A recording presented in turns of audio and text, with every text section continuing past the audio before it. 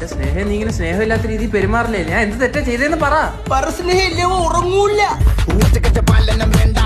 എന്റെ കാര്യം നോക്കാൻ പറ്റാത്തതിനായിട്ട് എനിക്ക് പറ്റത്തില്ല. ഐ കാൺ.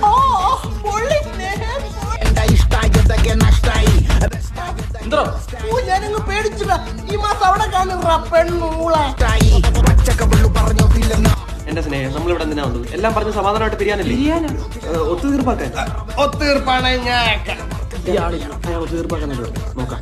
എന്താ കുഞ്ഞുപ്പെങ്ങളുടെ പ്രശ്നം? ഇത് കേൾക്കണം. എനിക്ക് ഒട്ടും കയറി തരാറില്ല. എന്താടാ നിനക്ക് ഒരു മുഴക്കയറ് വാങ്ങിച്ചു കൊടുത്ത? And you know, he's very toxic. എടാ ഈ പ്രായത്തിൽ പിന്നെ അവന് പല ഗേൾസുമായിട്ട് കമ്പനി ഉണ്ട്.